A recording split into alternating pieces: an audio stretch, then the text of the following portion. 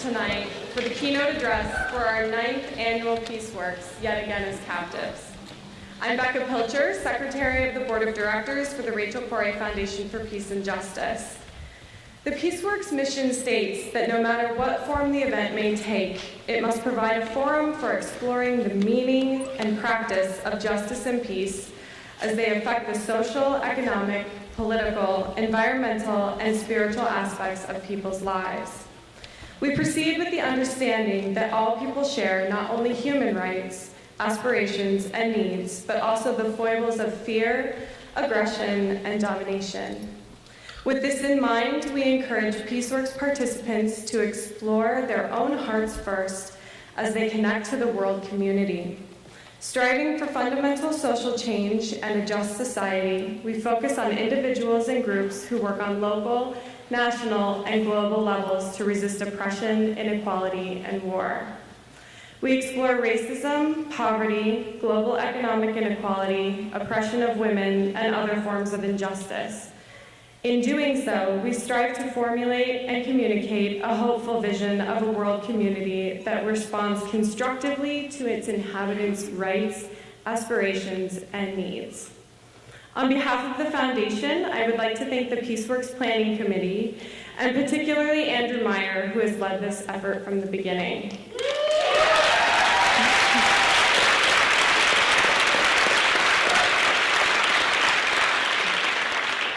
I would also like to thank the Board of Directors and the numerous volunteers, interns, and staff members who worked tirelessly to make this event possible. Lastly, I would like to thank the Washington Center and our co-sponsors who are listed in your program.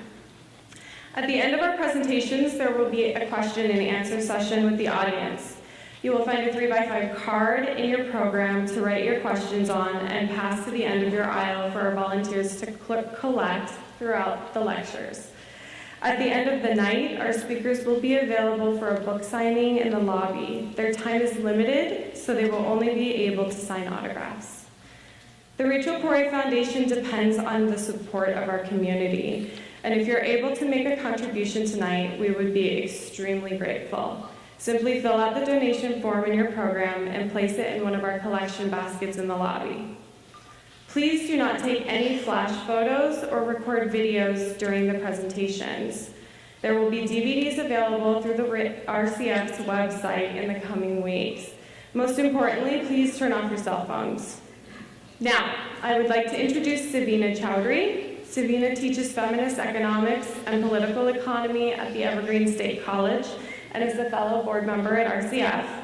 Savinna worked with incarcerated youth at a juvenile detention center last year as part of the Gateways for Incarcerated Youth program. Her book, Everyday Economic Practices, The Hidden Transcriptions of Egyptian Voices, is based on her work with the United Nations Development Program. Please help me welcome Savinna.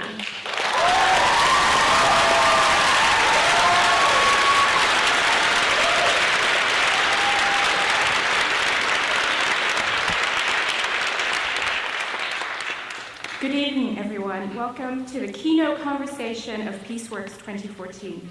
It's my great pleasure tonight to introduce you to our first speaker. Noura Erakat is a human rights attorney and writer. She's currently a Friedman Teaching Fellow at Temple University Beasley School of Law and is a member of the legal support for the Baudel Center for Palestinian Refugee and Residency Rights. She has taught international human rights law and the Middle East at Georgetown University since spring 2009. Most recently, she served as legal counsel for a congressional subcommittee in the House of Representatives chaired by Congressman Dennis Kucinich. She's a co-editor of Jadalia.com. She has helped to initiate and organize several national formations, including Arab Women Arising for Justice and the U.S. Palestinian Community Network.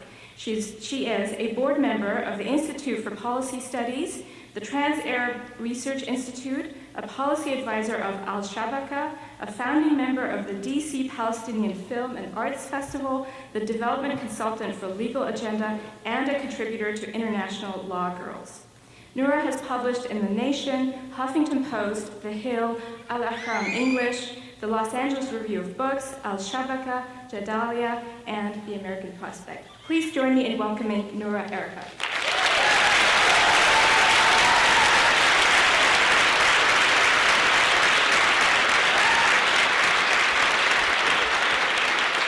Wow, that was far too long, but what an honor to be in this space filled with visionaries and organizers and tireless workers. Thanks especially to Cindy and Craig Corrie. I see you.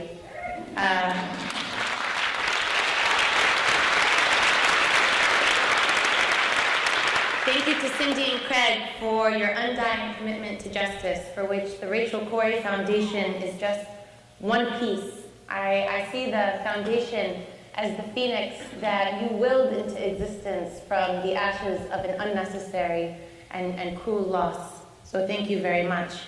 In giving thanks, I also want to thank Andrew Meyer for all of his work, for you and your team, and another stalwart generation of unapologetic organizers. Hell yes, we can with organizers like you. And of course, thank you, Ms. Angela Davis, for everything that you are, for your sacrifice and your stamina, for being a living example of what the system tries to destroy but cannot. You have been connecting these transnational dots of race, class, and gender well before I even knew what dots were. I am honored and humbled to be having this conversation here with you, but let's be real, I'm mostly nervous and really grateful. So why this conversation? Since 1967, Israel has incarcerated 800,000 Palestinians, no less than 20% of the Palestinian population, limited to the occupied West Bank and Gaza. Today, in captivity, there are 5,224 Palestinians, including 21 women, 83 administrative detainees, and 210 children, 34 of whom are under the age of 16, and notably, Israel considers Palestinian children to be those that Palestinian children can include those up to the age of 18, unlike the application of its own laws to its Israeli children. Among Palestinians, jail is a very normalized part of life, as normal and as common as school, as babies, as olive oil and thyme. There is no stigma to it, because the crimes for which Palestinians are locked up in cold, distant cells are crimes of resistance. Resistance to oppression, to subjugation, to humiliation, and the degradation of land and family. To Palestinians, they are all political prisoners, and they are prisoners for whom we sing songs. من سجن عكا طلعت جنازي محمد جمجوم وفؤاد حجازي جازي عليهم يا شعبي جازي مندوب السامي وربعه عموما. The funeral procession set out from Akka prison for Muhammad Jamjoom and Fuad Hijazi. Oh, how they punished them, my people. Oh, how the High Commissioner and his people punished them. This is a chorus for a song dedicated to 3 Palestinian martyrs resisting British and Zionist colonial domination in the 1930s. It's a gruesome story that's been romanticized and encapsulates the Palestinian condition. Palestinians know that the criminal system is an unjust system, and we must know that too. We cannot take the criminal system at face value. Our prisons, from Palestine to Saudi Arabia, to China, and the United States are not filled with bad people who have done bad things. Criminal law, more than any other type of law, represents the moral compass of society.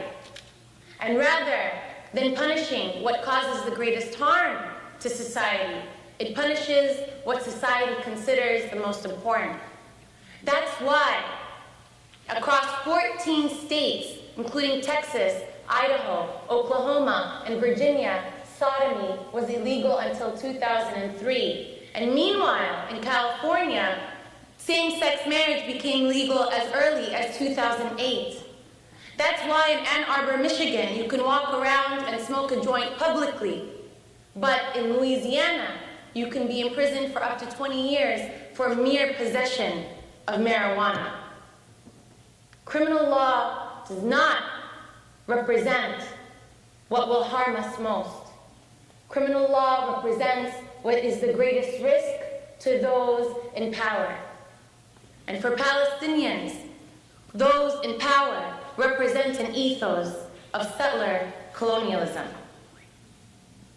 Upon its establishment, Israel passed a series of laws that privileged its Jewish inhabitants and further dispossessed and marginalized its non-Jewish, indigenous, Christian, and Palestinian population. The Citizenship Law of 1952 and the Law of Return of 1950 ensured that Jewish persons who lived beyond Israel's boundaries and had no relationship to it had more rights than the state's own Palestinian citizens. The new state was cementing its Jewish demographic majority that its Zionist founders thought necessary to preserve Israel's Jewish character. By instituting a series of similar laws, it also preserved Jewish political, social, and economic privilege. The purpose of these laws has been to ensure that Palestinians are a minority, an underclass, and a fragmented population within its society. Israel's policies aim to diminish the Palestinian population, to geographically concentrate them into separated ghettos, and to erase their presence physically and metaphysically in an effort to uphold a national mythology regarding its establishment and existence.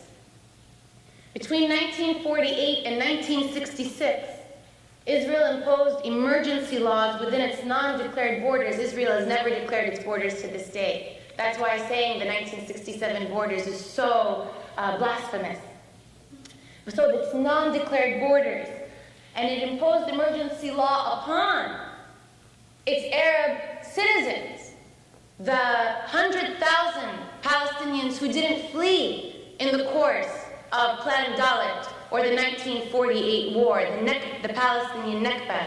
The Palestinian population, who now constitute approximately 1.3 million of Israel's population, or 20% of its population, not including those in the West Bank and Gaza. It imposed this emergency law, which is the law that allows a government to conduct itself by force rather than consent. It imposed it upon its non-Jewish citizens only, up until 1966, because it prepared for the imposition of that law upon the Palestinian population in the occupied territories in 1967 to this present day. This emergency law is derivative of a British colonial administration. Historically, the British Empire applied emergency law to suppress rebellion and self-determination amongst native peoples from Kenya to Malaya to British Guyana and Mandate Palestine. And while other countries like Egypt and Syria have applied emergency law for decades, the moniker for the longest lasting imposition of this law goes to the only democracy in the Middle East. A matrix of 1,500 military laws exist in the occupied territories. They can be changed arbitrarily without notice, applied retroactively, in violation of the most basic tenet of criminal law, nullum crimen sine lege, or no crime and no punishment where there was no applicable law prohibiting it.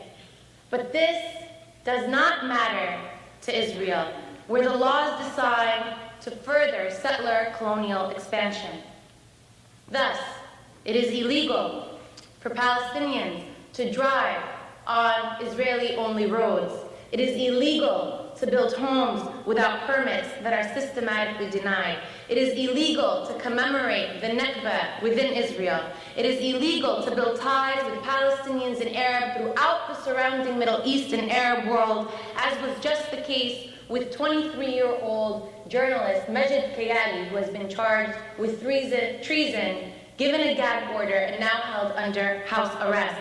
It is illegal for Palestinians from Gaza to study at Birzeit University, Najaf University, Abu Dis University in the West Bank because of an infiltrator's law. It is illegal to go fishing beyond 3 nautical miles off of the Gaza coast, where fishermen would fish to feed their families and to have a livelihood, in contravention of basic human rights, as well as the 2012 ceasefire agreement. It is illegal for Palestinian citizens of Israel to marry a Palestinian from so-called enemy states, and including the West Bank, Gaza, Lebanon, Syria, and to acquire residency for them in their homes of Haifa, Yafa, Akka, Safad, Bisad, Tarshiha, al-Fahm, and the rest of Israel and its non-declared borders.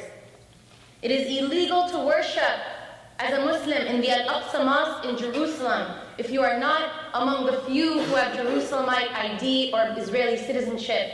It is illegal to reach the Church of the Holy Sepulchre in Jerusalem, as Palestinian Christians have been denied that right this weekend, this Easter, and the last 9 Easters, and in every day of their lives this year and in the indefinite years to come. Given Israel's desire to control the most land with the least Palestinians, together with its arbitrary matrix of military and discriminatory law, the question is not why so many Palestinians, 800,000 since 1967, have been held in captivity, but why so many have not. And the truth is that they are all held in captivity, being denied self-determination and the right to choose freely one's own economic, cultural, social, and political future is being held in captivity, whether in the open-air prison in the Gaza Strip, whether in forced exile throughout the 58 refugee camps in the Arab world and in the global diaspora, or whether as impediments to Israel's hegemony the world over. Israeli prison cells are simply one and amongst the most visceral of this multi-layered captivity. In the US, where settler colonialism is ongoing, and where we have yet to mourn the institution of slavery as a nation and to issue even nominal monetary reparations for those crimes against humanity, our criminal system is no different. Our laws criminalize poverty, and our police forces disproportionately patrol communities of color. Of course, communities of color will be disproportionately represented in prisons when that's where we place our police. Of course, Muslims and Arabs will be subject to FBI investigations of terrorism when that's who the FBI targets. Over the last 30 years, the US penal population has risen from approximately 300,000 to over 2 million, the majority of which consists of drug convictions. 3/4 of all people imprisoned for drug offenses are Black and Latino, despite the majority of drug users and dealers being white. Native Americans only constitute 1.2% of the US's population, and yet are incarcerated at a rate of 38% greater than the national average. In 2010, African Americans who are systematically excluded from the formal labor market had the highest poverty rate in over half a century. 27.4% of African Americans made less than $11,139 a year. That is criminal. And yet, 1 out of every 15 African American males is locked up in prison in comparison to 1 out of every 106 white Americans. And this, by the way, is to say nothing of the way that we criminalize our immigrant population, who suffer both for economic and national vulnerability. But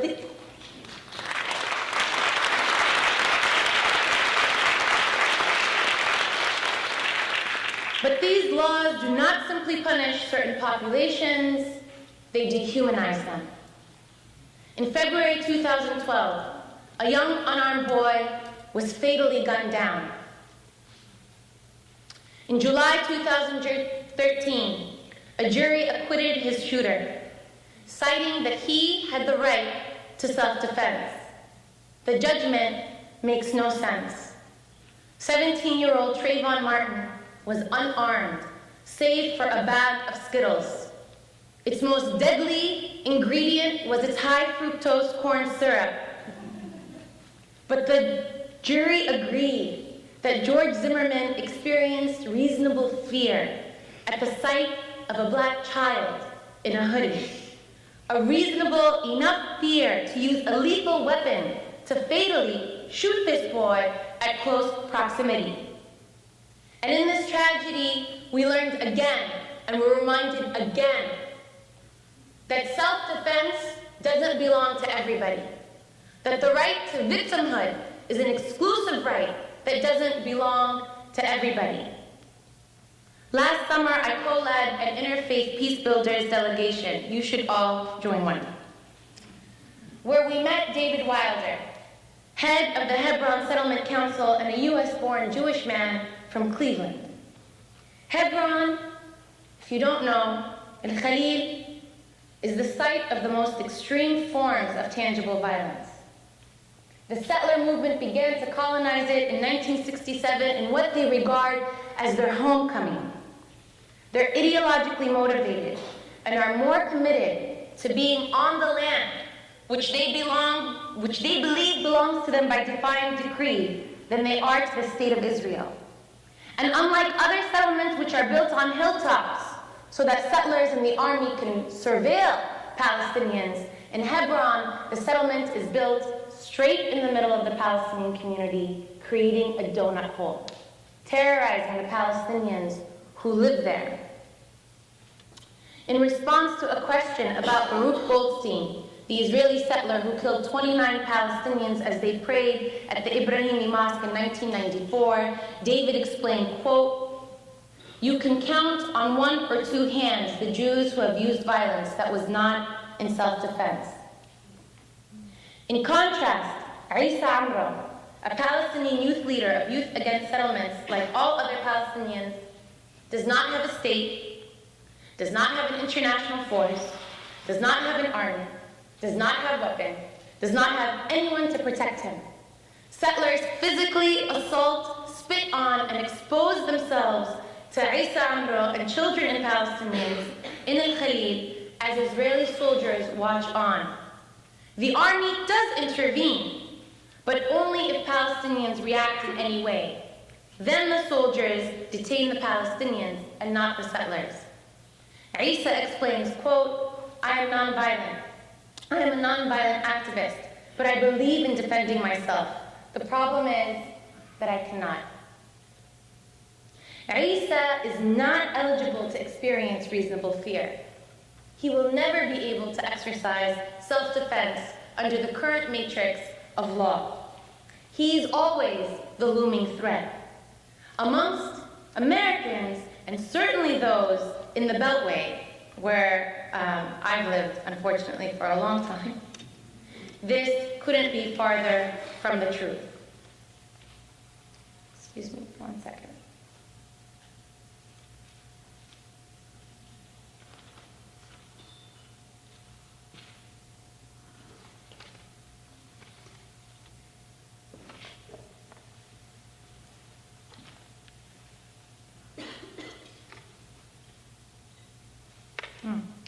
Well then, I'm not sure where I left off, so let me just continue with what I know. Unfortunately, I know quite a bit on this, having seen it and lived it. Let me tell you a little bit more about the conditions of settler violence, which is not prosecuted. Settlers, there's an average of 1 attack by settlers on Palestinians every day. In 2013, there were 399 attacks. On November 14, 2013, in one attack, in one of the most gruesome attacks, at 2 a.m., 2 settler men approached the home of Ruwaida and Khalid Dar Khalil, where they slept with their 5 children. The settler men poured gasoline onto the porch and threw a Molotov cocktail through the window. They firebombed the home. The fire blocked the door, and the entire family had to rush to the rooftop to obtain shelter. They survived, as the Palestinian Fire Department did come, but those settler men have never been prosecuted for that crime. And in fact, that's the norm. In the past 10 years, the Public Committee Against Torture in Israel documented 700 complaints by Palestinians about settler violence. And of those 700 complaints, 700 went without a criminal investigation. There is impunity that's afforded by the state for these settlers to attack. And in fact, soldiers stand idly by until Palestinians attack, and then they are incarcerated. But Israeli troops don't even need a reason to incarcerate Palestinians. Under the military law I spoke of, Israel can arbitrarily detain Palestinians, imprison them for up to 6 months without charge or trial, renewable every 6 months indefinitely. Imagine the denial of habeas corpus that we protested vehemently in Guantanamo Bay. Imagine that that's applied to Palestinians for over 60 years. In the case of Evergreen, he has been in prison for up to nearly 5 years now. His sentence renewed 30 times. 183 Palestinians are in administrative detention today. And the reason they're detained without charge or trial is not because they've done something wrong, but because they become subjects of interrogation. Interrogation where Israel practices torture systematically. Since 1967, Israel has tortured to death 73 Palestinians in its custody. The most recent among these was Arafat Jaradat, a 30-year-old man who wasn't incarcerated for more than 70 days before he died as a result of torture. Israel doesn't even bother to use the euphemism, enhanced interrogation techniques. It says we torture in the name of national security, and national security specifically for its Jewish citizens. And after 66 years of ongoing Israeli subjugation, the risk of accepting these conditions as natural is severely high. Doing so would accept Israel's national security narrative and reify the absurd human rights atrocities that plague Palestinians in particular and all of humanity in general. But Palestinians have not waited for anyone to save them. Palestinian political prisoners in April 2012 used the one thing they had at their disposal to resist this condition. They used their own bodies in a massive hunger strike. On April 17, 2012, 2,500 Palestinian political prisoners engaged in a massive hunger strike. They asked for the most basic things: the right to a higher education, the right to medical care, the right to family visits, the right to purchase items from canteens, the right to know what the charges against them were or to be released. Fa'il Halahle was one of these hunger strikers. He got, on his 73rd day of his hunger strike, his gums and his lips were bleeding. He reached 121 pounds. 4 days later, the Israeli prison authorities let him out. But during his captivity, he wrote a letter to his 1-year-old daughter who he had not met yet. And he wrote, "My beloved Lamar, forgive me because the occupation took me away from you, and from the pleasure of witnessing my firstborn child that I have always prayed to God to see, to kiss, to be happy with. It is not your fault. This is our destiny as Palestinian people to have our lives and the lives of our children taken away from us. Lamar, my love, that day will come when I am free, and I will make it up to you for everything and tell you the whole story, and your days that will follow will be more beautiful. So let your days pass now, and wear your prettiest clothes. Run, and then run again in the gardens of your long life. Go forward and forward, for nothing is behind you but the past. And this is your voice I hear all the time as a melody of freedom." Israel rearrested that. I'll clap for him as well. Yeah.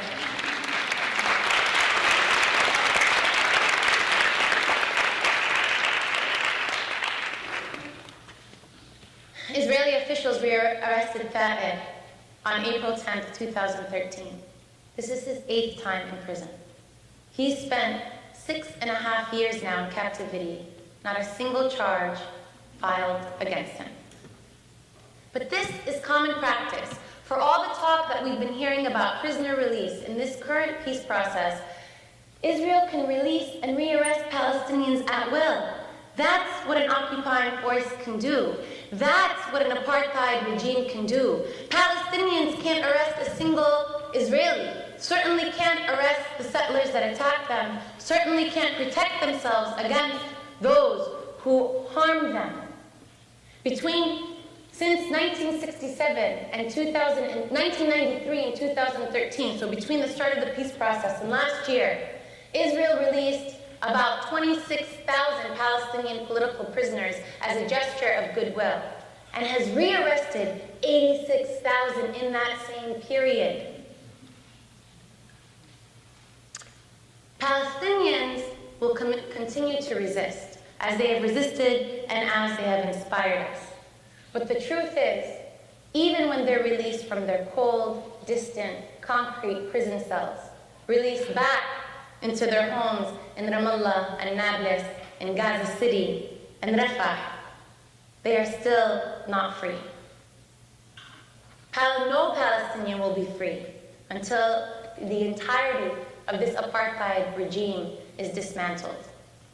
And Palestinians are certainly committed to this, and I've asked you all to commit with them as well in their 2005 call for the boycott, divestment, and sanctions against Israeli apartheid, colonialism, and settler colonialism and occupation.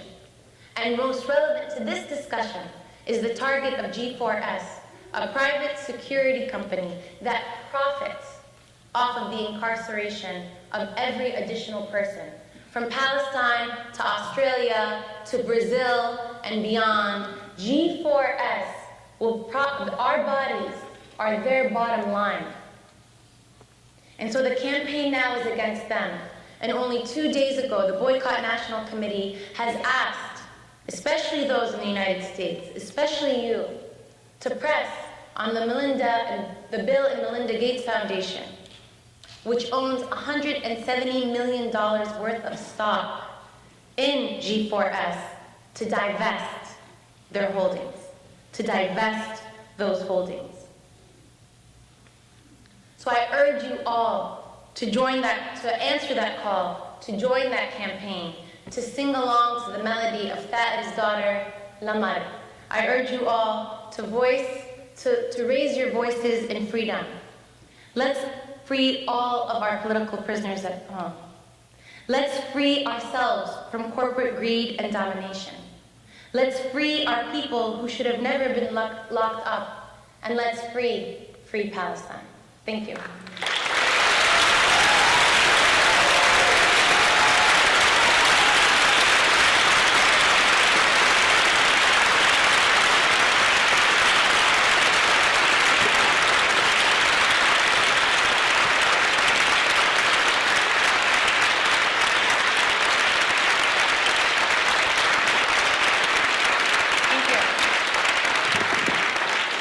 worry, I'm not going to keep talking. I'm up here to introduce the one and only Miss Angela Davis, who are all waiting in anticipation to hear.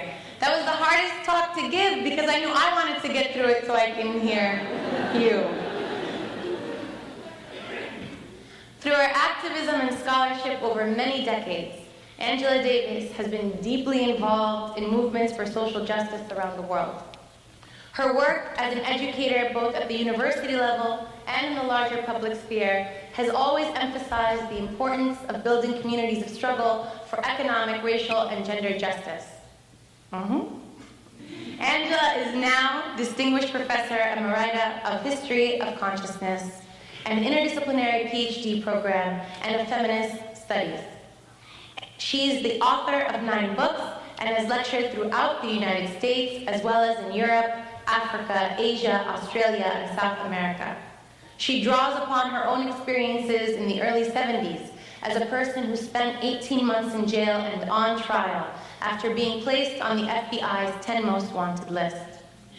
Her recent books include Abolition Democracy and Are Prisons Obsolete? In 2012, she published a new collection of essays entitled The Meaning of Freedom. Angela Davis is the founding member of Critical Resistance, a national organization dedicated to the dismantling of the prison industrial complex. Internationally, she is affiliated with Sisters Inside, an abolitionist organization based in Queensland, Australia, that works in solidarity with women in prison. Please help me welcome Ms. Angela Davis.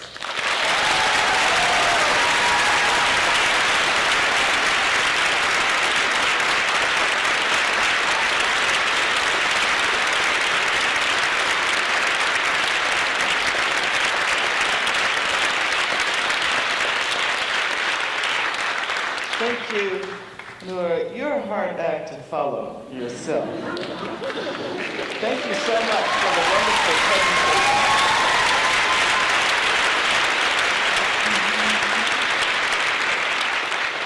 I cannot tell you what an honor it is to have been invited to participate in the Rachel Corrie Foundation 2014 PeaceWorks conference.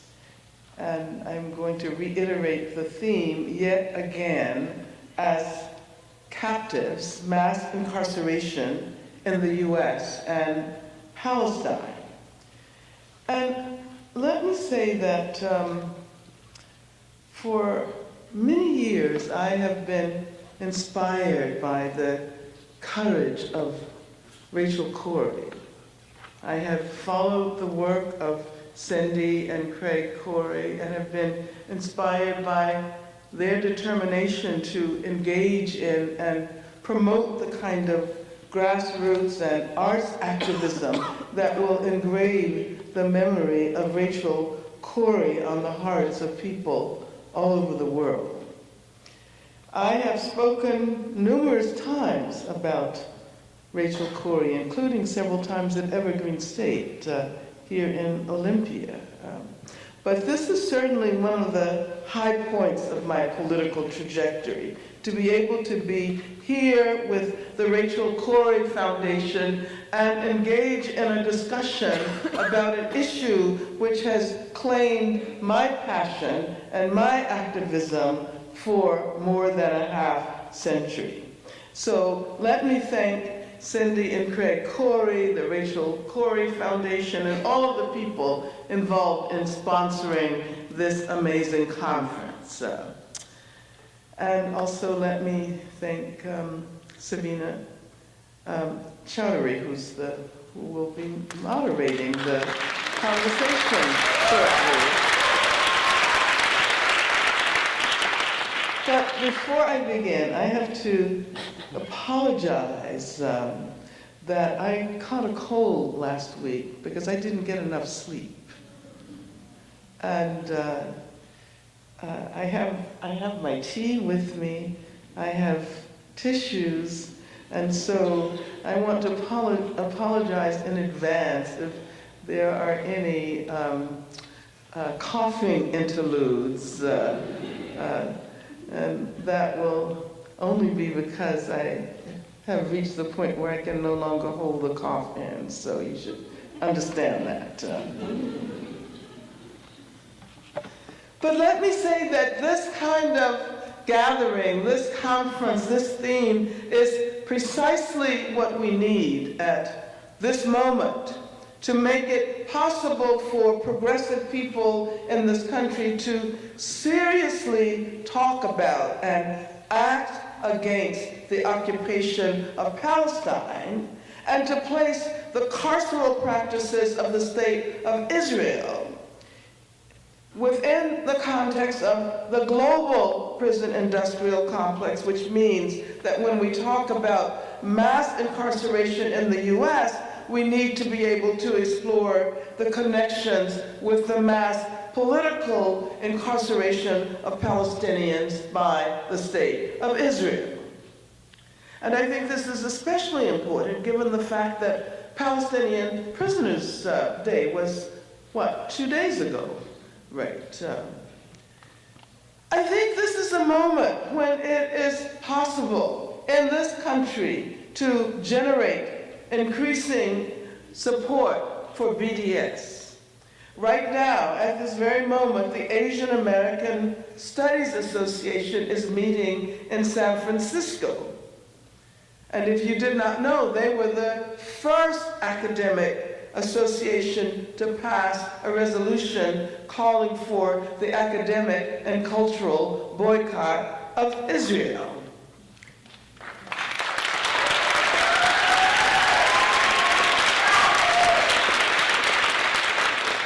And they were followed, as many of you know, by the American Studies Association. And those of us who are, well, I'm a member of ASA and worked toward the passage of the resolution in the ASA, but many of us who are members of other academic professional organizations are hard at work attempting to guarantee that this will become a trend. I am really sorry that I wasn't able to attend the workshops. I was speaking at Pacific University last night because I had come to Washington back in February, Oregon and Washington. It's like, I live in California. Anything north of the California border, it gets kind of conflated into one state. But I was in Forest Grove, which is near Portland, in February. I came here to speak, and you had this amazing blizzard in this area, and so I ended up spending 3 hours on the interstate driving to the university, at which point I discovered the university was closed, and turned around and spent 5 hours getting back to the airport that evening. So anyway, so that's why I was in Forest Grove, Oregon last night. And I was not able to hear the workshops from looking at the titles of the workshops and the descriptions. They must have been really fascinating and insightful. Political prisoners, of course, but I see that there was a workshop on the school-to-prison pipeline, on immigrant detention, and of course, immigrant detention is the most profitable sector of what we call the prison industrial complex, not only here, but in other parts of the world as well. Solitary confinement, prisoner hunger strikes from Palestine to Pelican Bay.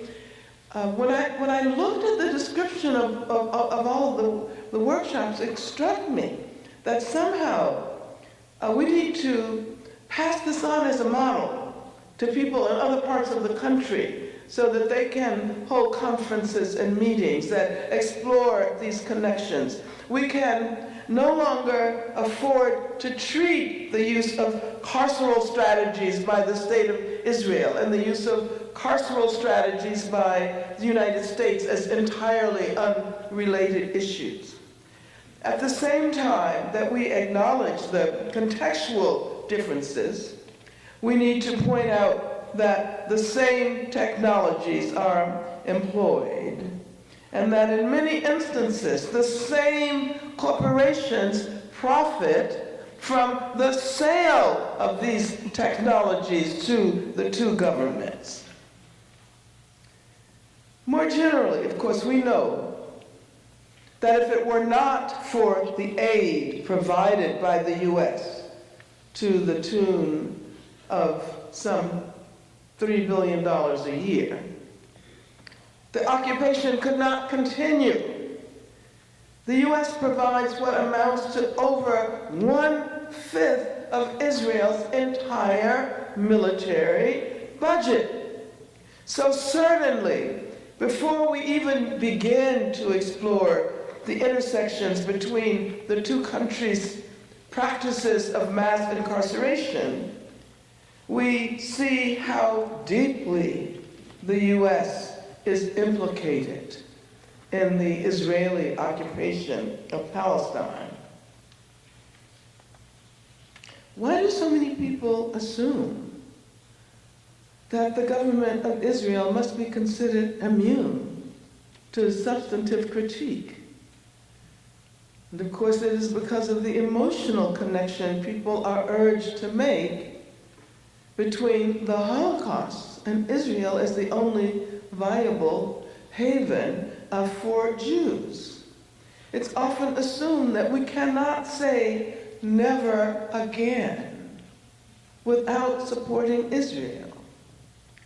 But the violence that claimed the lives of so many Jews during the Holocaust is not unrelated to racist violence, to settler colonial violence in the US, in South Africa, in Australia, in Europe.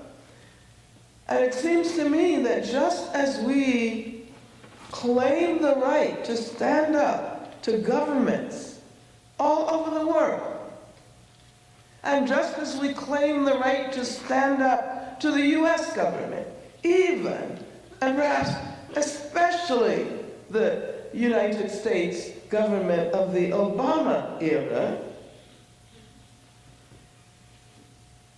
we should join increasing numbers of Israeli citizens, Jewish and Arab, in standing up to the state of Israel. As Noura pointed out, something like 800,000 Palestinians have been subjected to imprisonment since 1967. If we look at the United States, we can see that there are almost 2.5 million people in U.S. state and federal prisons, but we add to the prisons also the county jails and the military prisons and the jails in Indian country, and also the immigrant detention centers. Michelle Alexander has pointed out that there are more black men in prison and under the direct control of correctional agencies today, in the second decade of the 21st century, than there were enslaved in 1850.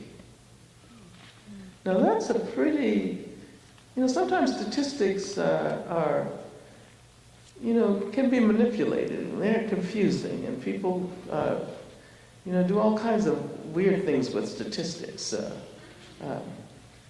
And at the same time, it's often assumed that that's the only real knowledge that there is. And I think we use the statistics, but we also point out that the knowledge comes from elsewhere. But that's a pretty dramatic contrast, isn't it? I'm really very happy that the organizers of this conference decided to explore the connections between mass incarceration in Palestine and mass incarceration in the US. You know, I realize every time I speak the way I normally speak, which is raising my voice a little bit more, it feels like it's gonna disappear. So my volume may change inexplicably. In the US, of course, here in this country, we tend to separate political prisoners from the vast numbers of prisoners whose bodies constitute fuel for profit for the prison industrial complex. I can tell you that many years ago, when I was arrested, and that was before a lot of you were born, it was in 1970, what we attempted to do was to trouble that what appeared to be a distinction that was too clear between political prisoners and criminals, right? Of course, I was considered a political prisoner, even though I was arrested on 3 criminal charges. I was charged with murder, kidnapping, and conspiracy, all of which were capital charges at the time. So I was charged with the death penalty 3 times, you know, which is really bizarre that they think they can send you to what was at that time the gas chamber 3 times. But at that time there were many other political prisoners, some of whose names you may recognize.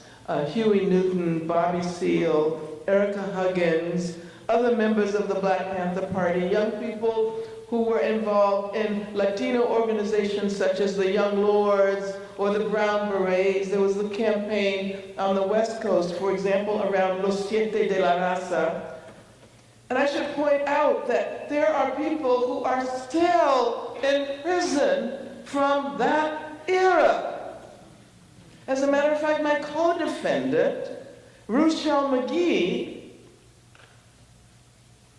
observed the 50th anniversary of his imprisonment as we were observing the 150th anniversary of the Emancipation Proclamation and the 50th anniversary of the March on Washington and the Birmingham Campaign, etc. Mando Waylanga, David Poindexter, Veronzo Bowers, and of course Leonard Peltier, who was one of the longest held political prisoners in this country. And then Mumia Abu-Jamal, who was arrested later, but has still spent decades of his life on death row before he was recently placed in the main population. Now, during the era of the 70s, we began to think about the connection between political prisoners, those who were arrested for having been involved in political acts or because of their political affiliation, the connection between political prisoners and those who were politicized while they were in prison and therefore came to be subjected to yet another level of repression. George Jackson, for example, the Soledad brothers are good examples of the ways in which people who were considered to be criminals became politicized. And then thanks to the ways in which prisoners like George Jackson began to analyze the situation of people in prison at that time, we came to recognize that most people in prison were there because of the racist and political function of the criminal justice system. And of course, the best example of what we might call the structural racism of the criminal justice system, and Noura already referred to that, are the racial disparities in drug arrests and drug convictions and drug sentencing. And according to the NAACP, 5 times as many white people use drugs as black people. Yet black people are sent to prison for drug offenses at 10 times the rate of white people. And here are a couple of more statistics. African Americans represent 12% of the total population of drug users, which is about the population, the percentage of the main population. But 38% of those arrested for drug offenses, and 59% of those in state prison for a drug offense. African Americans serve virtually as much time in prison for a drug offense, 58.7 months, this is the NAACP still, as whites do for a violent offense, which is 61.7 months. Now, this racial disparity represents an example of the structural racism that is a political feature that pervades the criminal justice system from the level of law enforcement to correctional agencies. So even those who are labeled political prisoners, who are not labeled political prisoners, are, for the most part, in prison because of a set of political conditions that are responsible for the continued existence of racist strategies and ideologies. As Frederick Douglass said many, many years ago, crime is imputed to color. Crime is imputed to color. He was referring then to the criminalization of slaves and then former slaves. Now, if we kind of fast forward to the present and we think about the emergence of what we call a prison industrial complex as the consequence of the privatization of human resources and the deindustrialization of the economy and the dismantling of the welfare state, one can say that the incarceration of so many youth of color in this country is a dramatic indication of the failure of U.S. society. Instead of encouraging young Black, Latino, Native American people, this is actually true of poor youth of all racial and national backgrounds, instead of encouraging them to dream of a democratic future, they stamp them as surplus populations. They are not needed. So there will be no schools for them.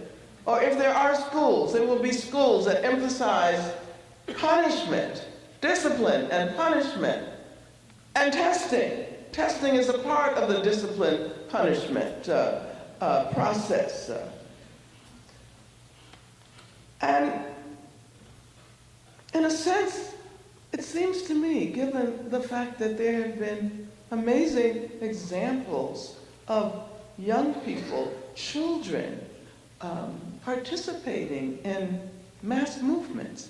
If you look at the movement of the 60s in the South, that was young people. And as a matter of fact, in Birmingham in 1963, there was a children's crusade where children got arrested and were were attacked by Bull Connor's dogs and by high-power fire hoses, and they kept coming back. This is a movement about which we don't hear a great deal today. You'd think that it was Dr. King who did all of the major work to bring about a change. And I think about the fact that in occupied Palestine today, children are arrested in the middle of the night and are interrogated without the presence of lawyers or parents. And it seems to me that this is an indication of the fragility of the hold of the state of Israel over the Palestinian people. Prison is a fact of life for many people. People here in the US, and especially Black people, Latinos, Native and Asian American communities targeted by police, poor white people as well, can identify this process of criminalization. Virtually, I think probably almost every Black person in this country.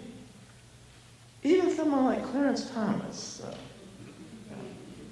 the ones who Martin Luther King said had climbed out of the swamps on the shoulders of their sisters and brothers and failed to look back and failed to realize how they got out of the swamp in the first place.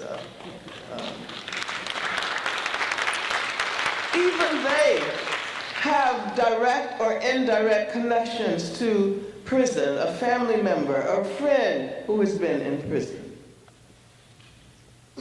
And as I said when I spoke last year at an observance of Palestinian Prisoners' Day, here in the US, with 2.5 million people behind bars, it has never occurred to us to have a Prisoners' Day. I mean, I think we can learn so much from the Palestinian struggle. Of course, in Palestine, virtually every prisoner in an Israeli jail is a political prisoner. And the small minority who might not be arrested for explicitly political acts quickly become political once they meet their brothers and sisters behind bars. As much as Israel would like to pretend that the occupation of Palestine is working well, the numbers of prisoners indicate that the occupation can only be managed by means of violence and repression.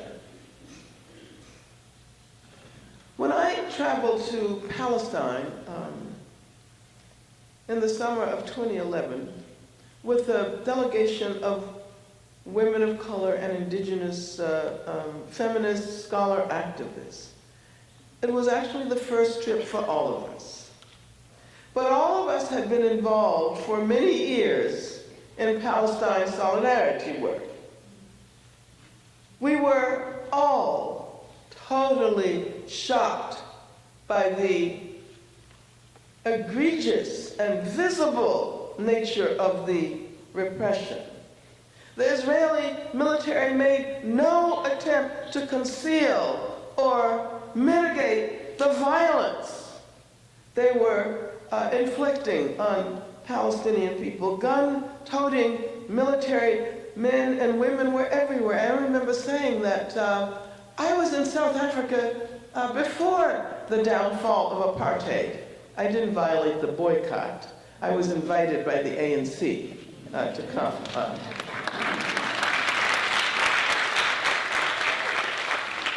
And I also had traveled to Northern Ireland at one of the most difficult periods.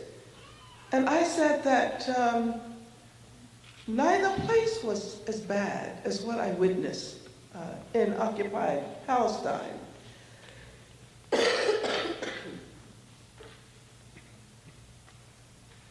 On our delegation, there were people who had grown up in South Africa, and people who had grown up on Indian reservations, people who had grown up in the Jim Crow South, and everybody had exactly the same reaction. The wall,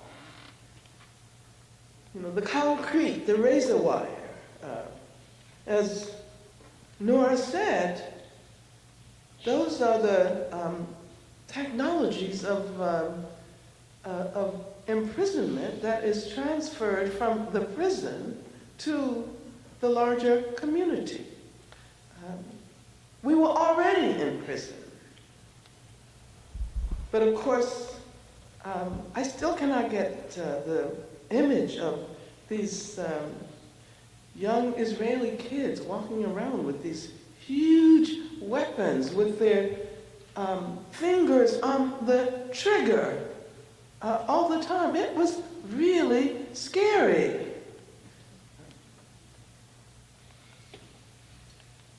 And then, of course, in Hebron, also walking through the marketplace and looking up and seeing an Israeli soldier with his gun aimed directly at you.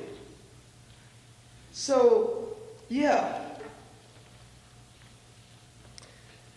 We could not help expressing absolute shock that we had not realized that in so many respects it was worse than South African apartheid, worse than Jim Crow racism. We realized that the carceral technologies that we have seen in maximum and super maximum security prisons here in the US were very much at use in the so-called free world, which was clearly not free.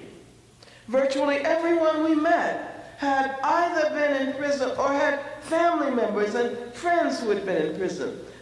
And there are many figures that are proposed to indicate how many Palestinians have been arrested since the occupation of the West Bank and Gaza began in 1967. Between 750,000 and 1 million Palestinians have been arrested. 800,000 is the figure that people usually give. And that's 20% of the population. That's 40% of the male population. That is why virtually everyone has a direct connection to someone in prison or who has been in prison. And this is also why I believe Palestinians have such great respect for those behind bars. Because historically, much of the leadership of the resistance has come from prison. I think we here in the US can learn a great deal from our sisters and brothers in Palestine. We can learn from their dedication, from their perseverance, from their optimism. We can learn from their belief in the power of education. I was so totally impressed to learn that the literacy rate is over 90%, even though the Israeli prison service provides only a negligible number of teachers. The prisoners themselves teach classes. And this, of course, is a long tradition from Gramsci, Mandela, etc. Education and liberation are inseparable. The Palestinians know this better than anyone else. And I think we here in the US need to relearn that lesson about the connection between education and liberation.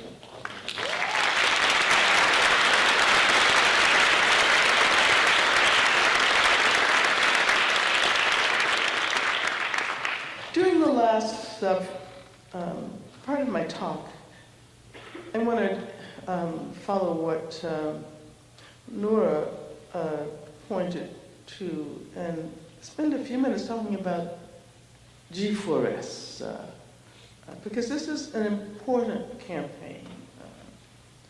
And we know that there are quite a number of transnational corporations that have been identified as targets of the boycott. Veolia, for example. I don't know if you have Super Shuttle up here. You do?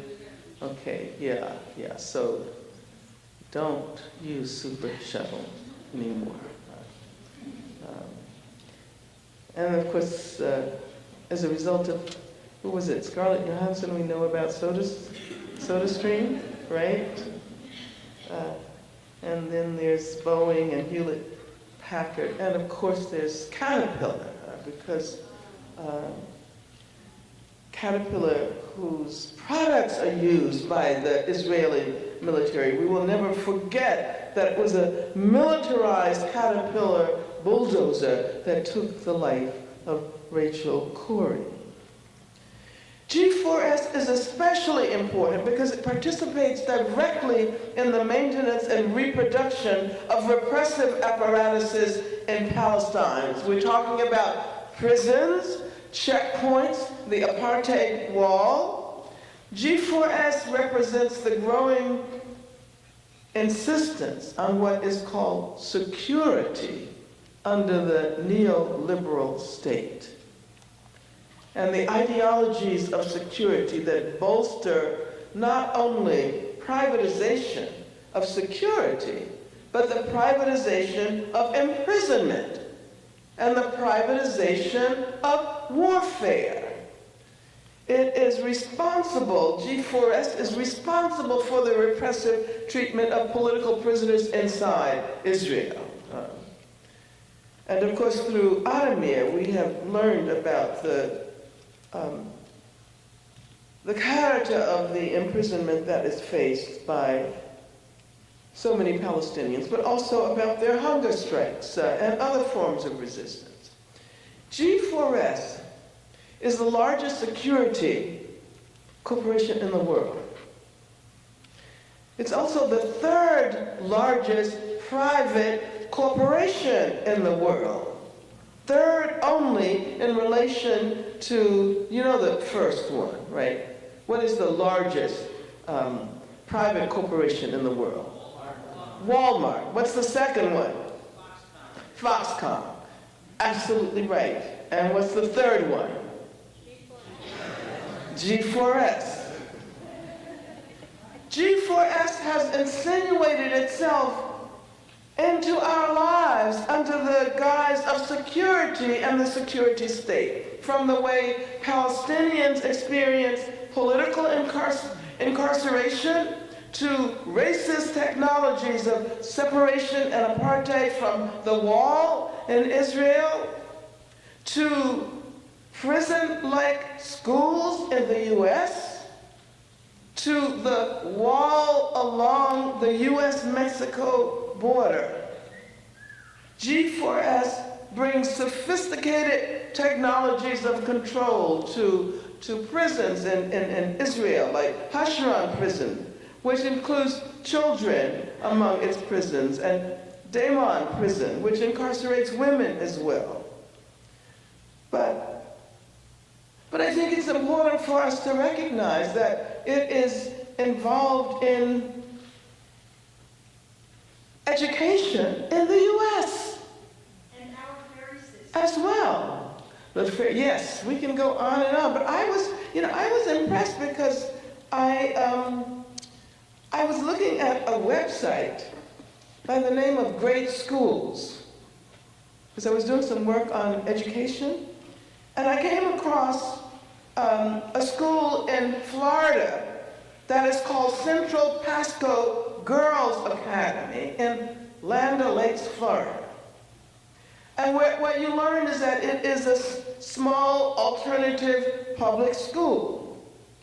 But then when you look at the facilities page of the G4S website, you discover this entry, because that school belongs to G4S. Central Pasco Girls Academy, Land O'Lakes, Florida, serves 32 moderate-risk females aged 13 to 18 who have been assessed as needing intensive mental health services. And so when you consider that the process of producing mental health has been given up entirely, and as a matter of fact, the two largest psychiatric institutions in this country are Cook County Jail in Chicago and Rikers Island in New York. Now, when you consider that and you realize that G4S is involved in this girls' school, and they indicate that they use gender-specific treatment, addressing sexual abuse, substance abuse, domestic violence, trauma, and if this security company is going to be responsible for addressing issues of intimate violence and substance abuse, you can be sure that those social problems will be with us forever, because they're about reproducing them.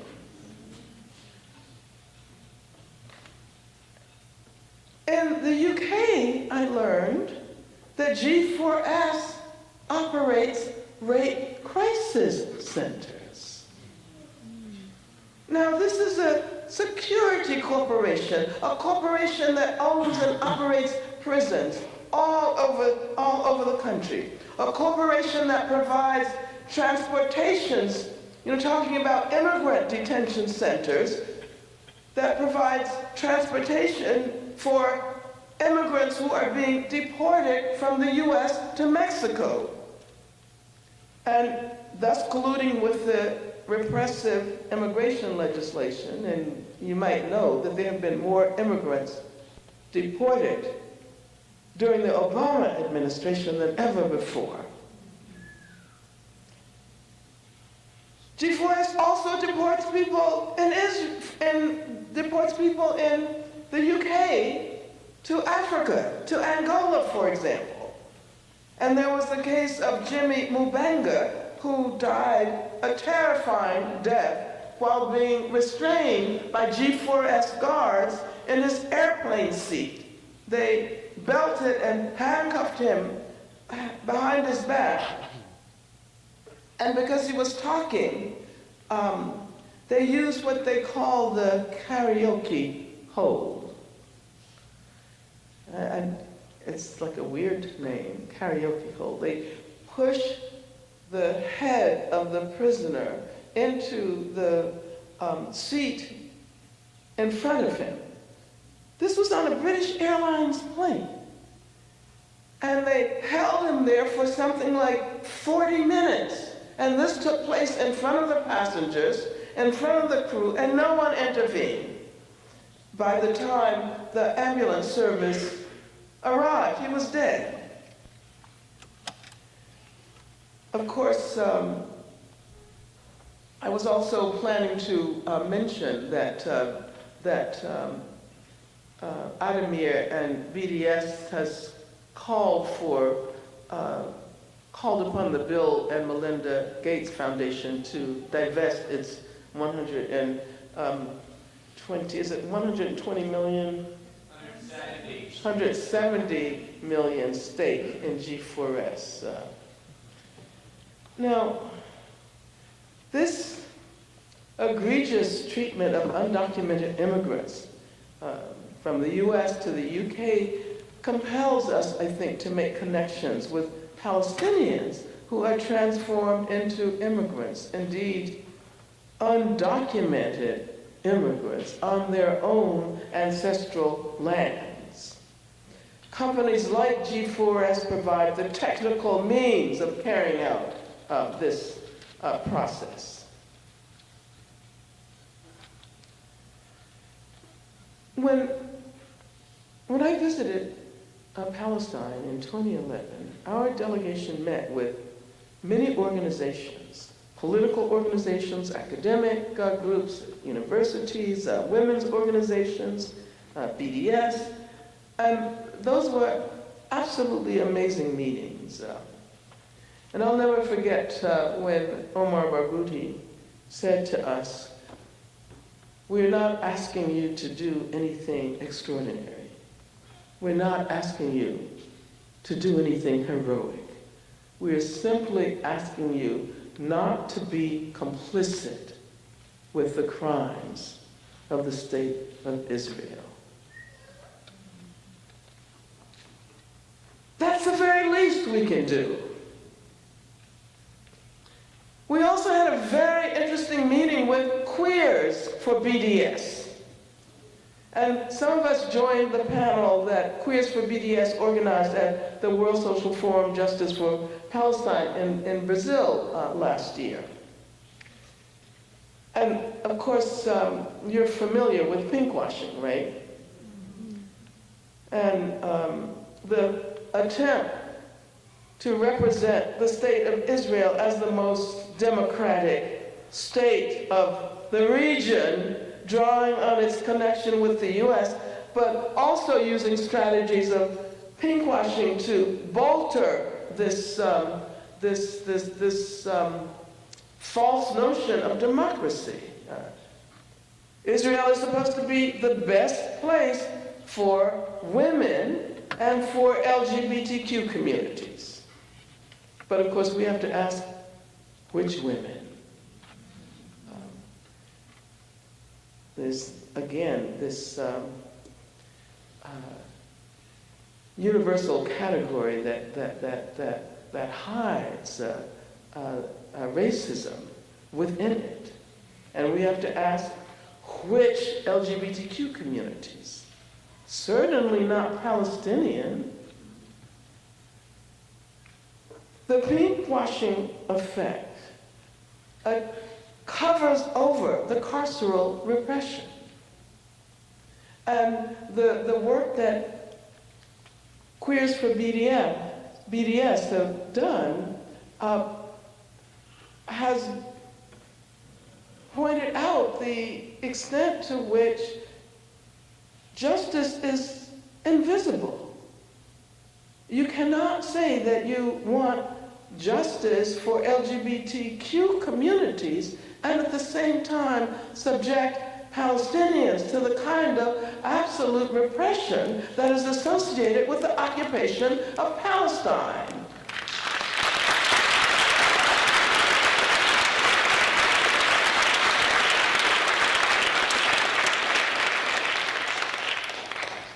So my time is just about up.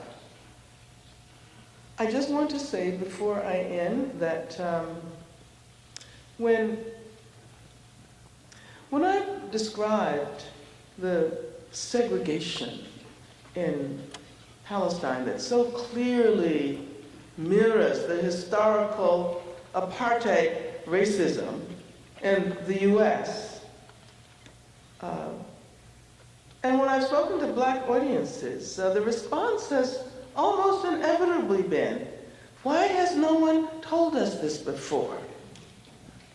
Why don't we know this? Why don't we know about the signs on the highways leading from one settler community to another? Why don't we know about the signs in Hebron that prevent Palestinians from walking down certain streets? Just as we say never again with respect to the fascism that produced the Holocaust, we also need to say never again with respect to apartheid. In South Africa,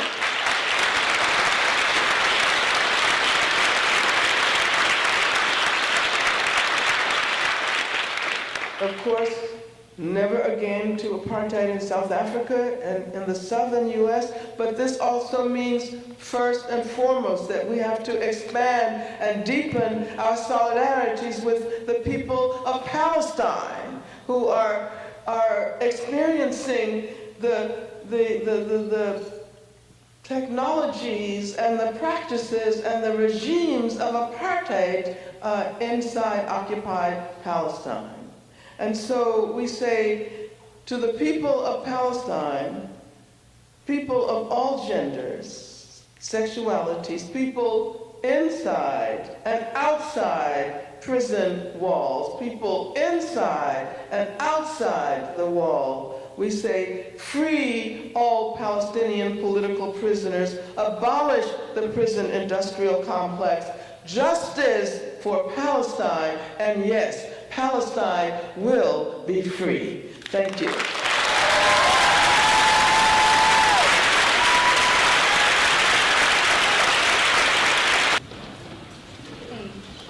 so I'm going to read out the cards that audience members have written, and I'm actually going to read them as they appear on the cards themselves. So the first one says, "Thank you endlessly." Noura, can you speak on the misrepresentation of the peace accords in the U.S. media and among Americans? Oslo Accords, Camp David, and so on. Oh, like in just 2 minutes?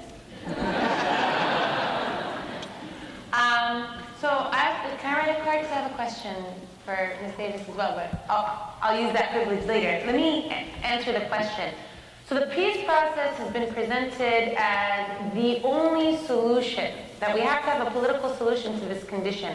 And it's true, I agree we have to have a political solution, but the problem is that you cannot negotiate when Palestinians have absolutely no political leverage, right?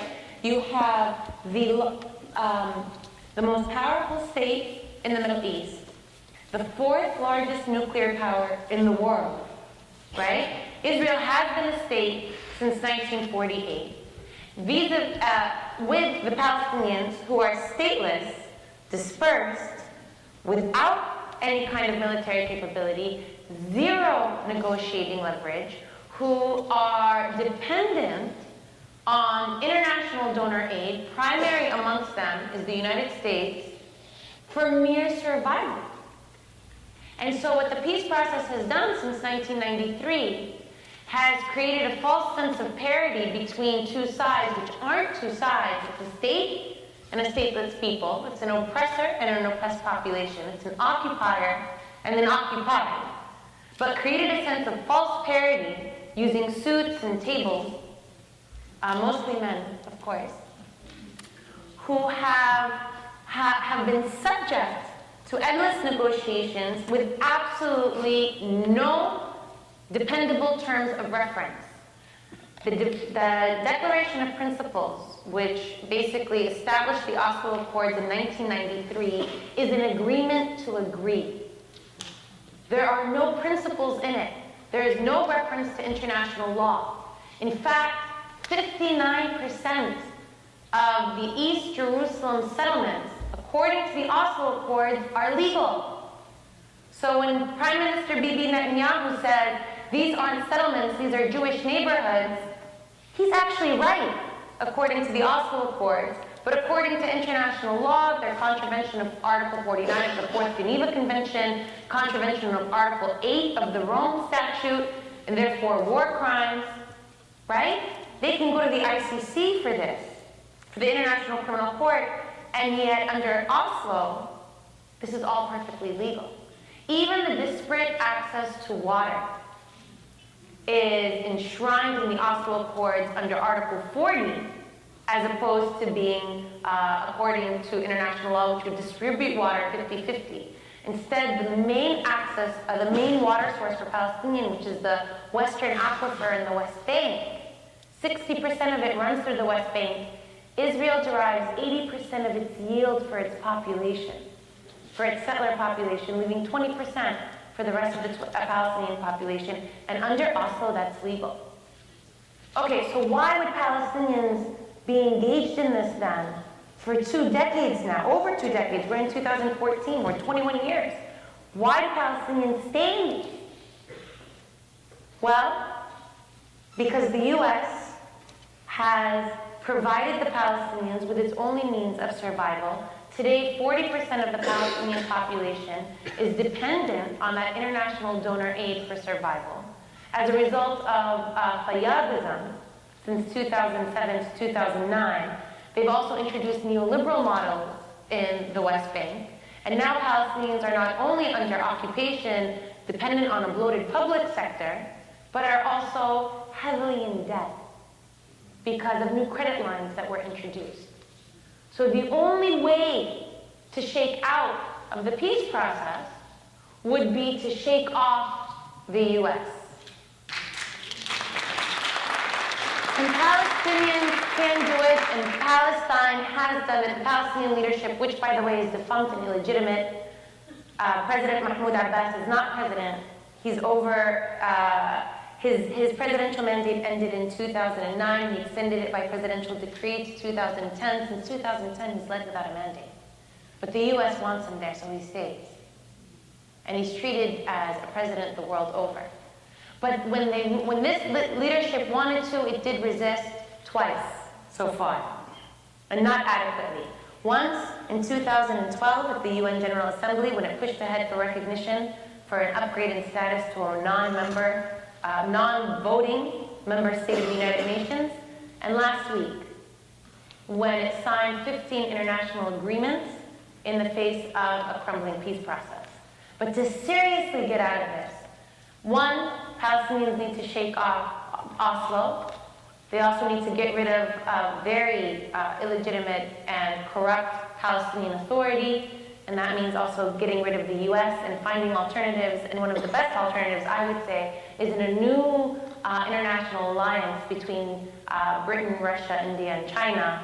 Although, of course, now with our new geopolitical concerns in Ukraine and the tensions between Russia and the U.S., this has become even more untenable. The next two questions are related, so I'll read both of them, and then both can decide how you want to respond. So the first one's actually addressed directly to Angela. What is the place of feminism in the struggle for prisoners from Palestine to the U.S.?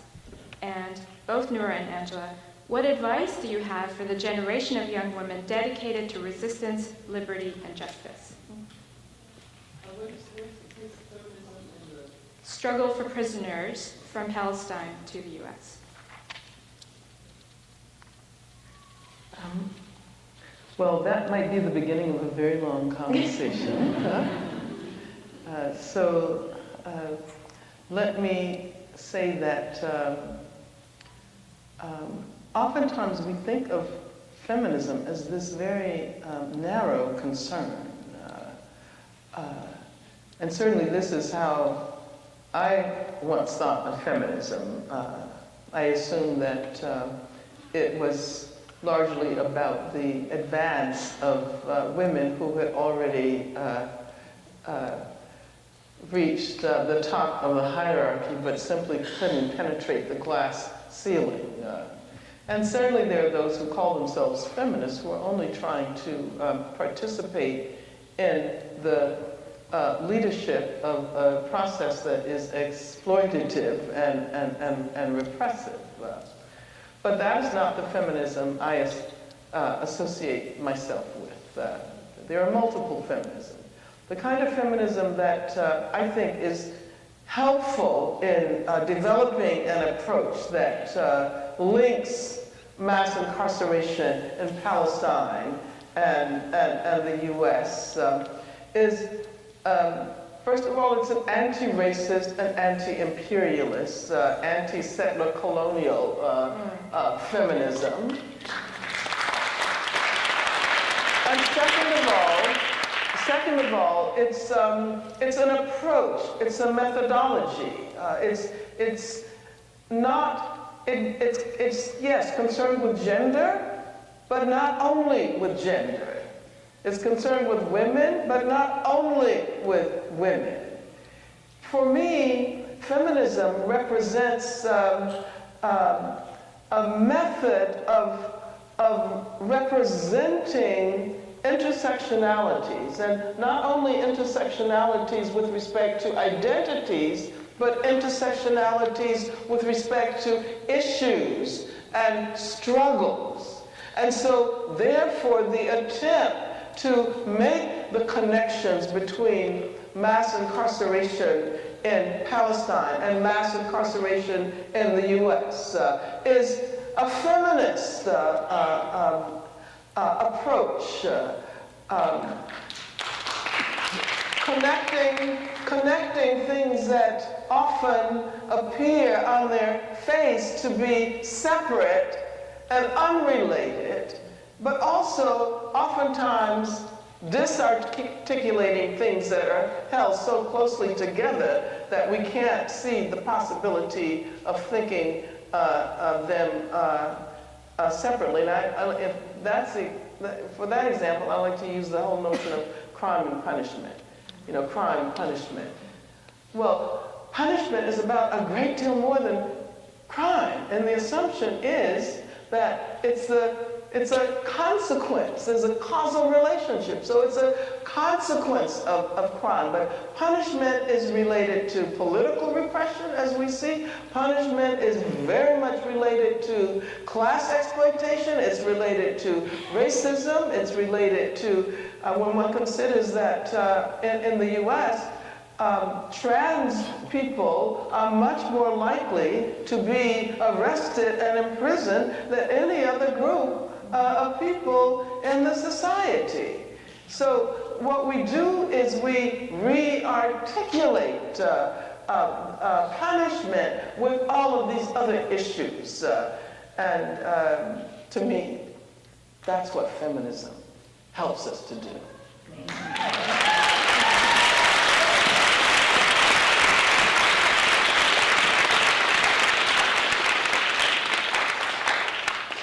So the second and related question was, what advice do you have for the generation of young women dedicated to resistance, liberty, and justice? Well, you can answer that. You can talk to your peers. Oh man, that's a compliment. Thank you. I was just thinking, dang, I'm no longer in that category. So I appreciate that. This is so. When I heard Well, youth is always relative. Okay, I'm gonna be on forever. So when I first heard that question, I heard, what's the advice to young feminists? And I was thinking the same way that you were, that meant young men and women, right? Because our men are feminists, obviously, because they're part of the struggle for leading in our liberation. It's a collective struggle. So and I had a few things I wanted to say. Number one, my advice is, in all the work that we do, that we need to center and resist rape culture. Right? So this idea of victim blaming constantly especially victim blaming women for the gendered violence that they endure, but victim blaming in general, that we never really hold perpetrators to account. And in the process, we end up exculpating all of our social ills. This is our fault. We've done this collectively. So in our work, to center that. The second is to also resist this desire to wait for the next male messiah to come lead us into the promised land. I cannot tell you.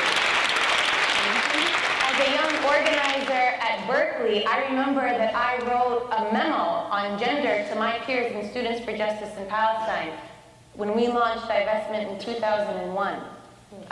February 6, 2001, when Ariel Sharon was elected for the second time. And I wrote a gender memo to my peers in the group on how we should better organize, because we weren't treating one another right. There was too much of this deference. There was too much of backroom dealings when boys were just hanging out and girls weren't invited, so to speak. And I got accused of plagiarizing the memo. So this is in our group, and it reminds me of what I've read. How can you all call her Angela? I can't help but say Ms. Davis. Oh, no, you can call me. Can I say Ms. Davis? Dr. Davis, please. That's right. So, Doctor, things that I've read her write about, you write, about not creating hierarchies of oppression. That we don't, for example, shake off the yoke of colonialism in a nationalist struggle and then deal with the patriarchy that afflicts us. But that because of these intersectionalities, that patriarchy and nationalism and other forms of oppression are so interlinked that it behooves us not to be struggling for that liberation in tandem. And we do that in the ways that we organize ourselves and not just for the world that we want to create. And so then the last thing I'll say to young men and women is that don't follow models that were created for you before you.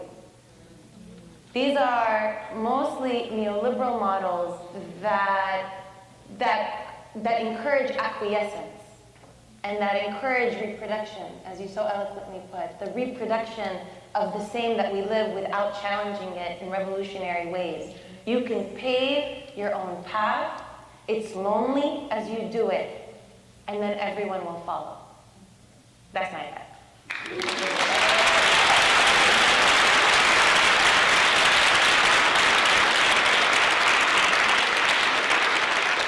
Come sit closer to you all. This one's a long one, so bear with me. Collective liberation, the struggle for liberation for all marginalized people, as explained by bell hooks, details the necessity for joint struggle movements among all peoples. How do you see the connections between Palestinian hunger strikes, those at Pelican Bay and the Northwest Detention Center, and the possible spark for further movements? What advice would you give to hunger strikers at the Northwest Detention Center?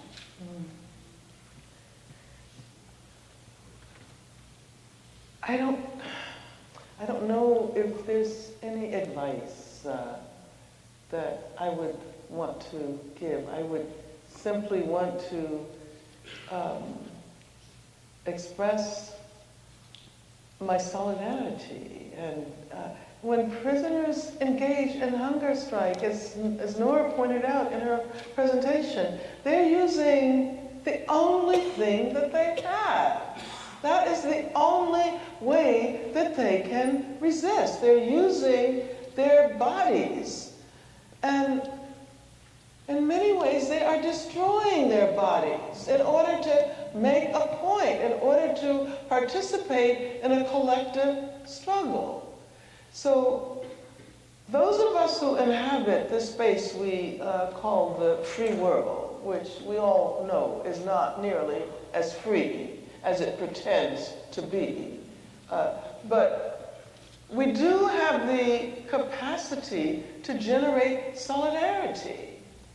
And of course, during the Pelican Bay, well, actually there's prisoners who are still involved in the hunger strike movement in California because the issue of solitary confinement has still not been resolved there.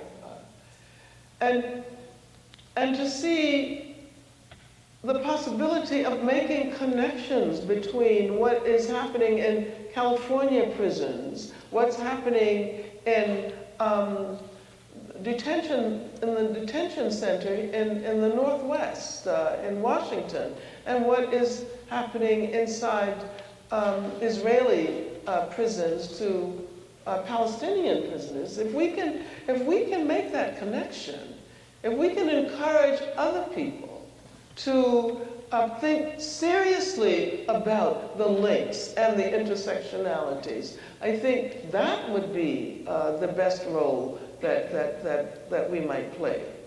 And let me say that all of us who are committed to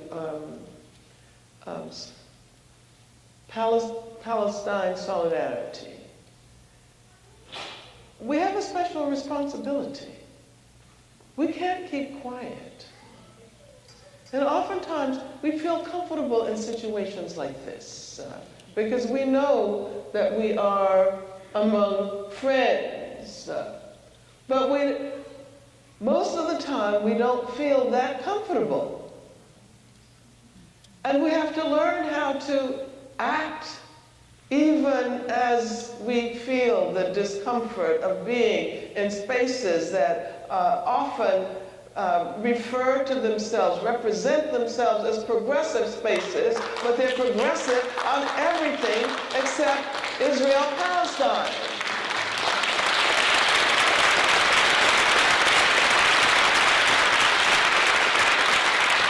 And so we really have to learn how to speak up and deal with the consequences. You know, sometimes the consequences aren't nearly as bad as we assumed they might be. But I think this is the moment to do that. And let me just say that sometimes historical moments appear and then they disappear. And if we don't do the organizing and the work to take advantage of what is possible at a particular historical moment, we may forever lose that opportunity, or at least lose it for a very long time. And I think this is a moment when the possibilities for bringing the issue of Palestine onto the agendas of all kinds of progressive struggles. And I think that really needs to be our agenda right now. Let's have meetings like this, yes, but then let's go forth and find 100 more, 1,000 more, 100,000 more, 1,000,000 more who will stand with us when we say justice for Palestine.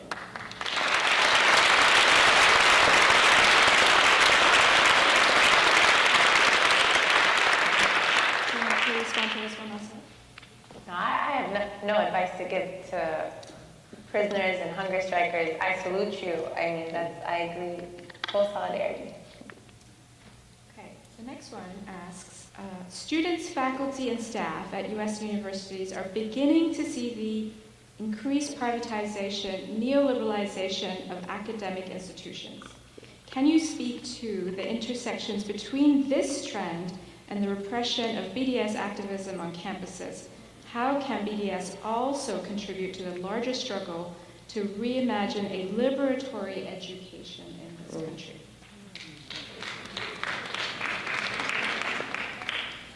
Well, you know, I was speaking last night at Pacific University about the 50th anniversary of Freedom Summer. You know, we have a lot of anniversaries. They started last year, and they're going to continue, right? 2015 is the sesquicentennial of the 13th Amendment, right? And then as I was saying to the crowd last night, and let's not forget that 2016 is the 50th anniversary of the founding of the Black Panther Party.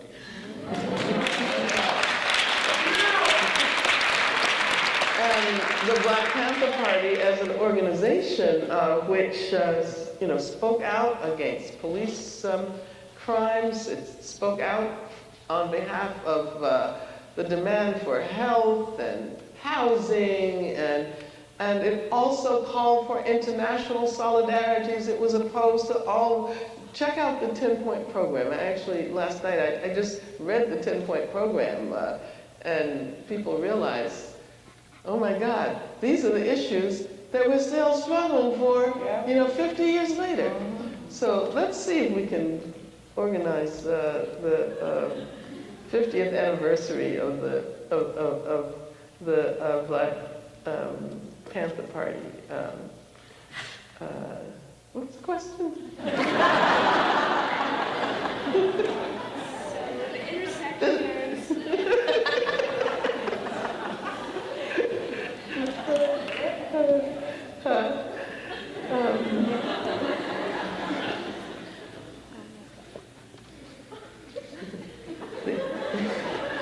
What was it? So, Let me see.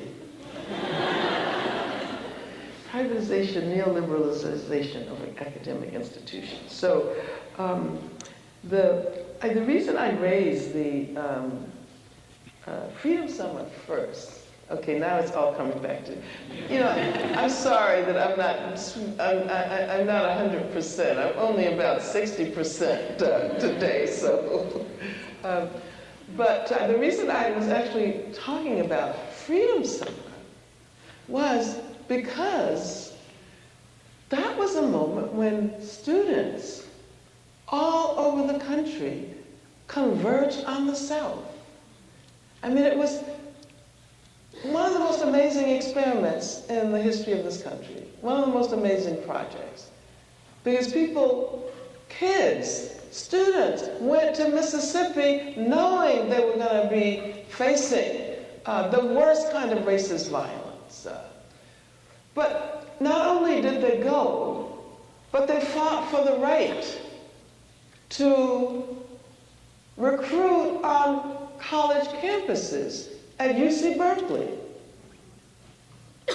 And as a result of the fact that the administration kicked the recruiters off the campus and said, no, you cannot recruit UC Berkeley students to go to Mississippi, they started a free speech movement.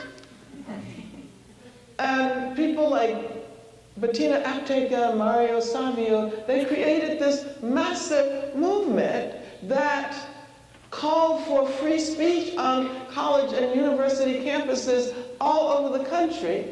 And as a matter of fact, they won, which meant that every campus was supposed to have a free speech area.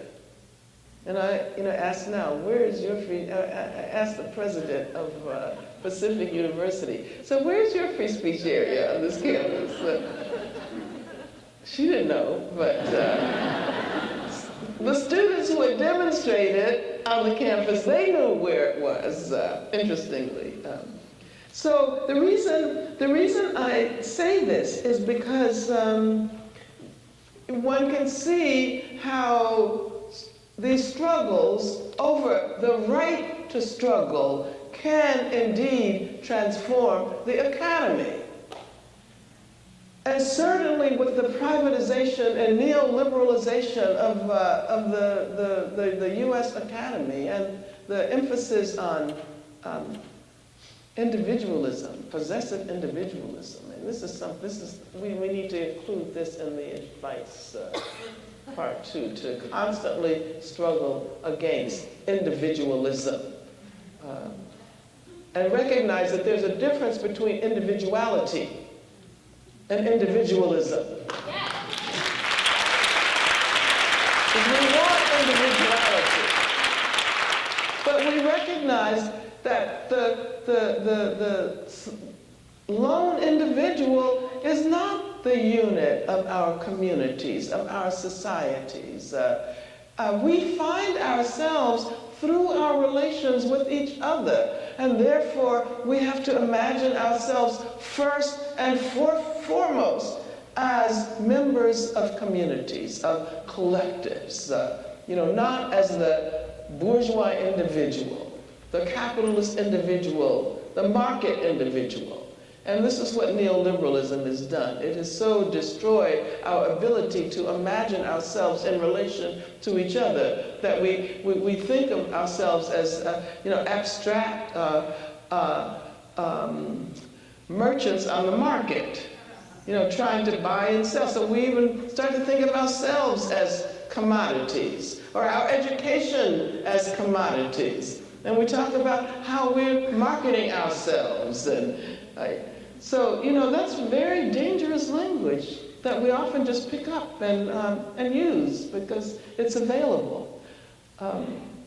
So, yeah. And I think the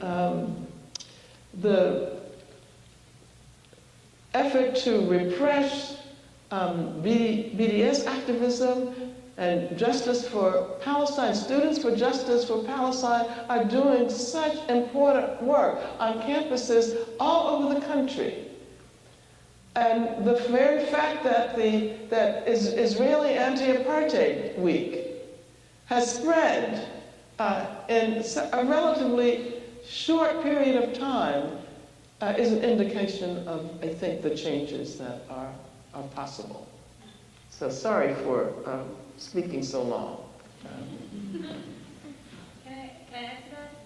So I think this is a critical question because the university campus is dramatically changing. I mean, it was definitely different in Mario Savio's time, in the free speech movement, certainly in my time, and even now. But not only is the university promoting the cult of the individual, right? So how are you going to brand yourself? How are you going to monetize your time? How are you going to become the it? This is the trend that we're seeing. There's a higher opportunity cost for students to even take risks because of the cost of education. And so now you're entering into school, and it's a high risk to even consider, for example, going to school and pursuing graduate studies because of the loans that one is going to graduate with, without the guarantee of opportunity, and certainly no loan forgiveness. I mean, the university, like the medical industry, like all these things that are supposed to provide services in health and education and community, have become industries. that are for-profit models. And so students that once entered and had the least to lose because they don't have necessarily, right? If we're talking about freshmen 18 years old, they don't necessarily have families, and they don't necessarily have people to take care of, and they don't necessarily have 9-to-5 jobs, and can therefore be imaginative and take these risks and envision and push the rest of society outwards beyond where it's comfortable, because they're not in their rigid modes. Now these students have more to lose. The risks are so high. The UC Irvine students who protested Israeli Ambassador Michael Oren were suspended, and they were criminally prosecuted for their protest. How high is that risk, knowing that they can be expelled with those debts and not be able to pay them back? Now on campus, especially with BDS, these risks are incredibly high because of the way that universities are also responsive to donors and to alumni. And I say this in my experience at Berkeley, where as a result of a FOIA request, we discovered, I got to see my file, right, that letters were written about me if I, for example, wasn't settled, tamed, controlled, whatever, that donors threatened to rescind their funding.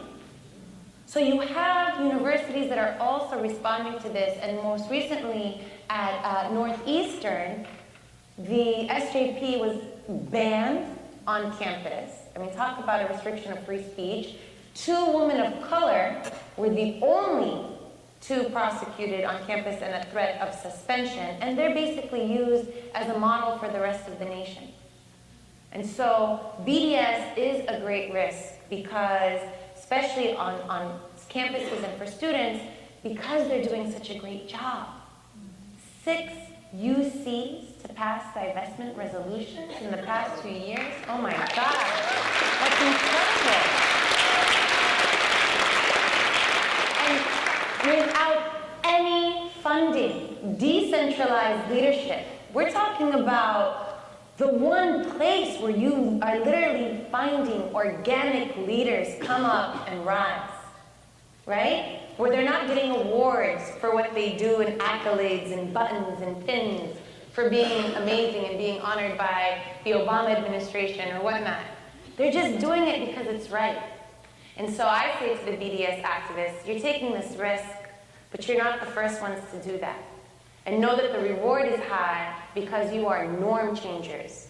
When you do it, others are inspired to do it, not only on the question of Palestine, but on other questions from labor on campus to racial equality to issues that affect broader society. And so you have to keep on keeping and know that that's the risk that you'll be rewarded for. History will reward you for that.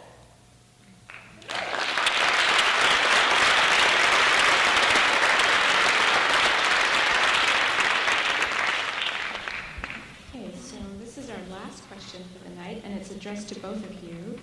Can you each comment on how you define and stay healthy and not get overwhelmed or incapacitated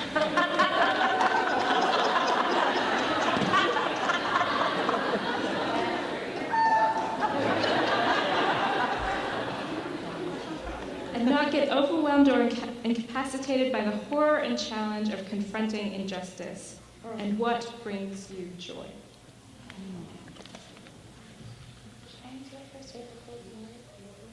No, so I'm only going first because I would love to have Dr. Davis have the closing word. So I think that's funny, whoever asked that question, I think that's really funny. Because one, and especially for women of color, I think, have been seriously afflicted with chronic disease and have not survived the, structural violence and then the personal violence that one embodies. I think for me, if anybody heard me answering this question that really knows me, they, pull me off the stage because I've been told several times, when you're sick, you got to stay still, stop moving, When you're motivated, something else moves you, right? And partly the sickness is also is also sweating out that residue and the things that we carry inside.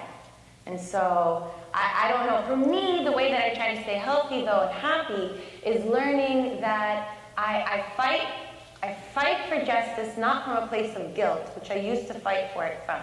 I used to feel guilty all the time because I wasn't born somewhere else, under some other regime, living under some other conditions, and only fortune placed me where it did, right? And I learned to fight for justice from a place of love because I knew that that was much healthier. So that was my most revolutionary revelation. And so, the love that I had for the world, I started to love myself for it too. And take the time out to, for example, build friends outside of the movement. Oh my God! Who know nothing about this and just enjoy people, because that's what you enjoy, people. And I'll share something that we haven't actually made public yet, but something that I've learned to derive joy from is family. And I come here as a new mama and learning to find space for that.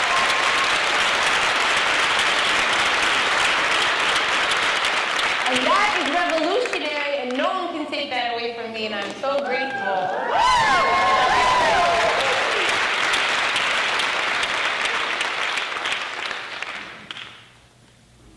Well, it's kind of ironic that I have to speak about this issue in my current state.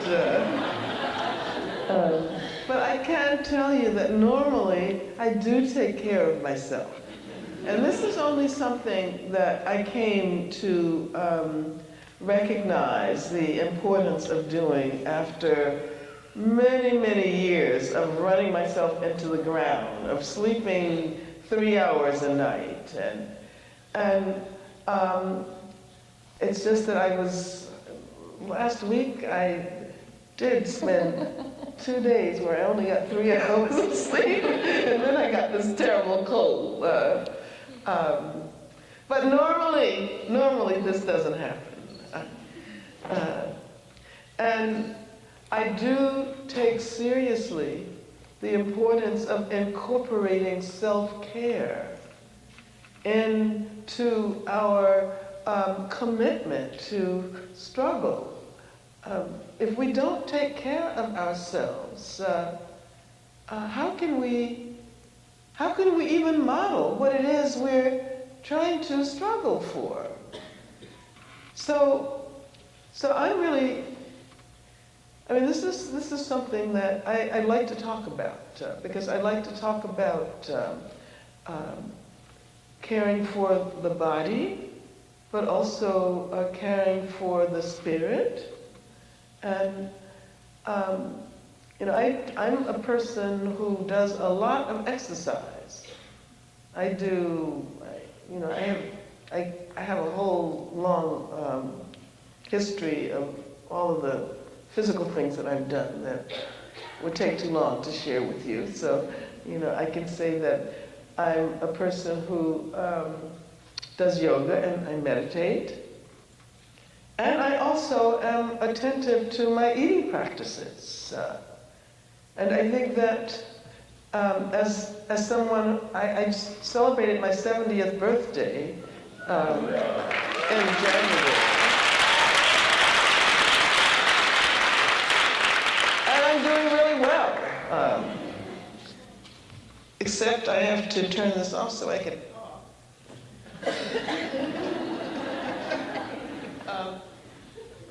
But I think that this is something that we have to encourage, because otherwise, what happens is that people get involved for a minute, and then they get burnt out, and then they drop it.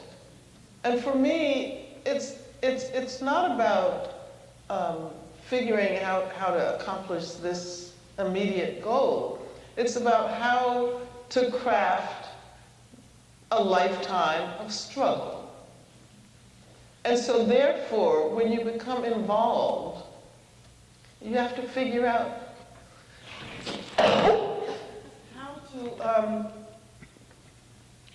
how to maintain your passion.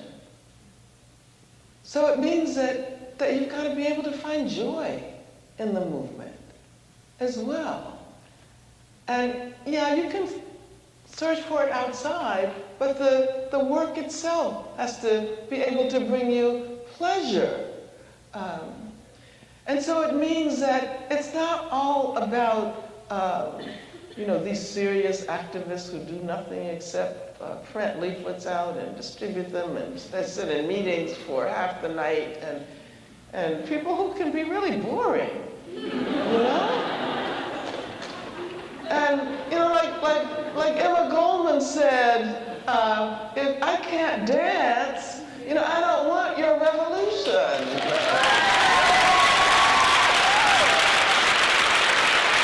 And I think that's a nice way to conclude. Thank you very much.